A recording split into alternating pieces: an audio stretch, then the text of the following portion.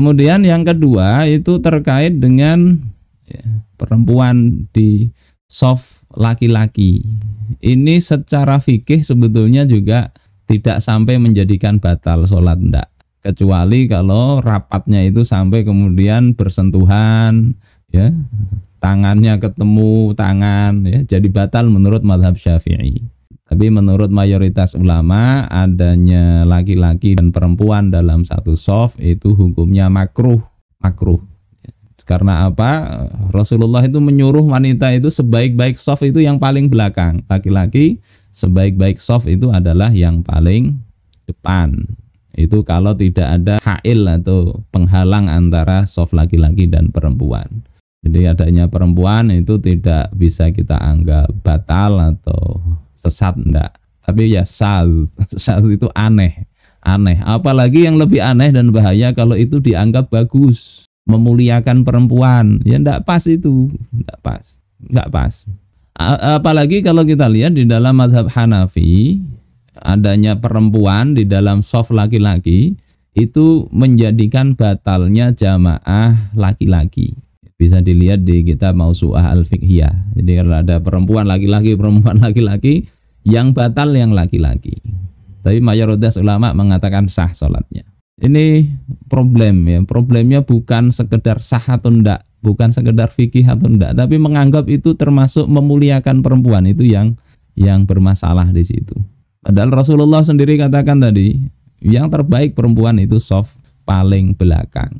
Kemudian yang ketiga itu terkait dengan khotib perempuan. Nah ini lebih parah lagi nih. Kalau yang tadi itu ya masih sah lah. Maka yang ketiga, rencana untuk khotib Jumat perempuan ini para ulama jelas mereka ittifaq itu tidak sah. Kok bisa kemudian muncul ide ini? Sebetulnya kalau ngikuti mazhab Soekarno ya kurang pas juga. Kita nggak pernah temukan Soekarno itu nyusun mazhab fikih. Yang kedua, pandangan ini juga tidak kita temukan. Cuma semangat tadi ya, semangat untuk memajukan perempuan, iya betul. Tapi majunya perempuan, pemuliaan perempuan itu mestinya dengan hukum-hukum syariat. Hukum-hukum syariat. Kalau hukum syariat itu dipakai, itu sudah mulia perempuan. Jadi orang perempuan itu tidak wajib sholat Jumat, tidak wajib. Nah kalau untuk sholat sunnah ya, sholat sunnah terkait jadi khotib itu kaitannya nanti dalilnya kan jadi imam ya. Memang ada sebagian yang membolehkan, seperti Imam Abu Thawr, kemudian Imam At-Tabari, itu di kitab judulnya Al-Bayan fi Madhabil Imam Syafi'i. Penulisnya Abul Husain Yahya bin Abil Khair Asy-Syafi'i, wafat tahun 558 Hijriyah. Beliau katakan wala yajuzu an takunal mar'atu imaman lirrajul wala lil khunsa. Tidak boleh perempuan itu menjadi imam bagi laki-laki, tidak juga bagi khunsa. Khunsa ini yang kelamin ganda itu. Wa bihi qala amatul fuqaha, dan dengan itu para umumnya fuqaha mengatakan yang demikian. Jadi tidak boleh jadi imam, termasuk juga jadi khotib ya. Karena khotib itu kedudukannya itu adalah seperti 2 rakaat di dalam sholat Jumat. Nah tadi Abu Thawr, kemudian Muhammad bin Jarir At-Tabari mengatakan yajuzu antakuna imaman lirrajuli fit tarawih. Boleh wanita jadi imam bagi laki-laki dalam sholat tarawih. Catatannya idza lam yakun qari ghairuha. Kalau tidak ada orang yang bisa baca lagi. Yang laki-lakinya tidak bisa baca Al-Fatihah, tidak hafal lagi, tidak benar bacaannya. Yang ada perempuan, maka perempuan itu boleh menurut Imam At-Tabari, ya, Abu Thawr dan Al-Muzani. Syaratnya itu, yang kedua syaratnya wataqifu khalfar rijal, dan dia berdirinya tetap di belakang laki-laki. Jadi imamnya tetap di belakang laki-laki, mewakili baca aja, jadi tidak kemudian di depan. Ada pendapat begitu membolehkan itu untuk sholat tarawih, tidak dikebiah-uyah, digeneralisir untuk seluruh sholat. Hanya saja ada yang meneliti, mentahqiq ya, apakah betul Imam At-Tabari itu membolehkan itu didapati oleh Syekh Muhammad Siddiqi Burnu bahwasanya tidak ada dalil yang valid yang menunjukkan Imam At-Tabari bolehin itu. Memang ada hadis itu ya, hadis Ummu Warokoh itu ya, dalam riwayat Imam Abu Dawud, yang itu mungkin bisa dijadikan seolah-olah jadi pembenaran ya, yang cukup panjang hadisnya itu tentang sholat tarawih. Memang Rasulullah katakan wa amaroha anta umma ahla dariha, dan Rasulullah menyuruh dia Ummu Warokoh itu untuk mengimami orang rumahnya. Ini dalam riwayat Abu Dawud dan Al-Hakim.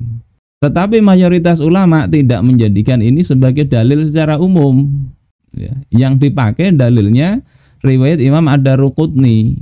Jadi wa amaroha anta umma nisa'a ahli dariha. Jadi ada hadis tadi, ada hadis yang lain tuh. Rasul itu menyuruh Ummu Warokoh itu untuk mengimami perempuan-perempuan ahli baitnya, perempuan yang ada di keluarga tersebut. Jadi ini perempuan mengimami perempuan, babnya begitu. Kemudian Rasulullah sendiri kan juga melarang itu, wala ta'ummanna imra'atun rajulan. Wanita jangan mengimami laki-laki. Ini pandangan mayoritas ulama yang membolehkan itu ya, sebagian yang kemudian mensyaratkan itu sholat tarawih. Itu kira-kira. Terus apa lagi? Cukup ya harusnya ya. Secara fikih begitu.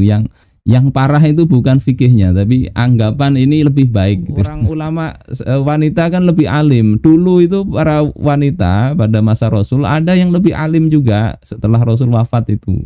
Ummul Mukminin Aisyah misalnya. Tapi tidak ada kemudian ulama-ulama perempuan itu dijadikan khotib, itu tidak ada. Para sahabat cukup bertanya, mengambil ilmu dari para ummul mukminin. Tidak dijadikan khotib, imam, enggak. Memang kemudian yang kedua itu ungkapan-ungkapan ulama seperti tadi Imam Al-Muzani yang mengatakan, oh ini dianggap boleh perempuan jadi imam yang akhirnya jadi khotib. Itu kalau kita cermati kan juga enggak begitu ya. Ungkapan beliau itu kan menjelaskan kalau ada perempuan jadi imam ya, kemudian lelaki datang jadi makmum, ini seperti di penjelasan di ya, maka sebetulnya kan yang makmum lelaki ini tidak sah dia, makmum perempuan sah. Nah Imam Al-Muzani menyatakan makmum laki-laki itu sah kalau dia tidak tahu bahwasanya imamnya perempuan. Nah pandangannya begitu. Itu juga yang di Imam Abu Thawr itu juga begitu pandangannya. Jadi tetap sah menjadi makmum bagi wanita kalau ya makmum tadi tidak tahu yang jadi imam itu wanita. Tapi di sendiri tetap tidak sah. Jadi ini beda pendapat ya. Kalau di Imam Asy-Syafi'i mengatakan ada makmum laki-laki, ini imamnya perempuan, kemudian ternyata nggak tahu ya, maka setelah salam tahu ini laki-laki, tidak sah menurut Imam Asy-Syafi'i. Abu Thawr mengatakan itu sah. Bahkan kalau di Al-Muzani itu orang gila jadi imam ya, atau orang kafir ya jadi imam murtad, makmumnya tidak tahu, maka itu sah. Karena orang sholat itu ya zahirnya adalah muslim. Kok bisa dengan ungkapan itu disimpulkan oh, imam wanita boleh bagi laki-laki? Itu nggak nyambung itu ya. Ini pentingnya belajar logika itu begitu juga. Kalimat itu loh, memahaminya bagaimana. Itu bukan bicara kebolehan imam perempuan, tapi bicara sah hendaknya laki-laki jadi makmum bagi perempuan ketika dia tidak tahu si imamnya itu perempuan. Nah, ikhtilafnya itu di situ. Nah, hal-hal begini kalau memahaminya keliru ya mungkin yang lain-lain yang lebih perlu pemikiran mendalam bisa jadi lebih banyak kelirunya.